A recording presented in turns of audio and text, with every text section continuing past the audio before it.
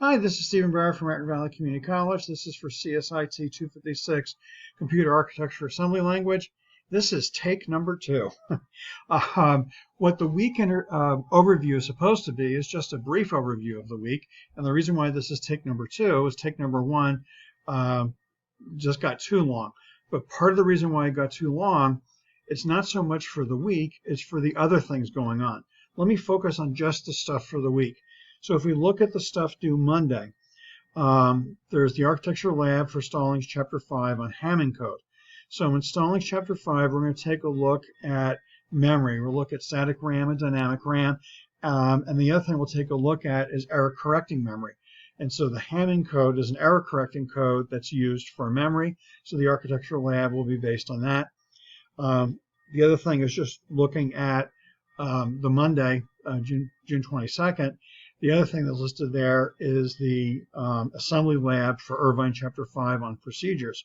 So the Irvine Chapter 5, there's a couple things going on in there. One's writing procedures and the other one's using procedures. We are not going to be writing procedures till we get to Chapter 8. Just mainly, we could write them now, but I want to put it off until later. Using the Irvine library, that's something we're going to focus on in the chapter. Because the author requires certain registers loaded, we're going to have to use the stack for some of the values.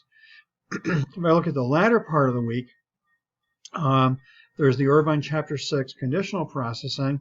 So in Irvine Chapter 6 conditional processing, we're going to look at the assembly equivalent of if.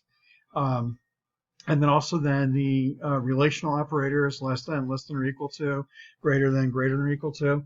And the thing that's awkward with assembly is that each of those things is a different command, and signed and unsigned are different commands as well. So there's about 40 conditional jumps that we're going to be taking a look at in part of that chapter. My videos are not demoing every single one, but what my videos are doing are trying to touch on the different categories, and this way you can peek in the notes and see what the other things are. The other chapter that's being looked at for the week is the Stallings Chapter 6, and that's external memory, so we'll look at magnetic disks, see how they work. We'll take a look at RAID, redundant array of independent disks, and then we'll look at some other things related to external memory. The other things going on next week, one is the Exam 1 info. The Exam 1 info is for the exam that's going to be July 13th. So there's plenty of time to worry about that. The main thing I want to draw your attention to when we're dealing with week 3 is looking ahead to week 4 and week 5. Since July 4th falls on a Saturday, and I recognize some people take their vacation, well, if we can go on vacation this year. Some people take the vacation the week before the 4th. Some people take the vacation the week after the 4th. And so what I made the decision, instead of trying to deal with multiple workarounds in terms of disruptions because of schedules, I decided just to have everything due the following week, the week of the 13th. So the week of the 13th is overwhelming if you do nothing for 2 weeks, the week of the 29th and the week of the 6th.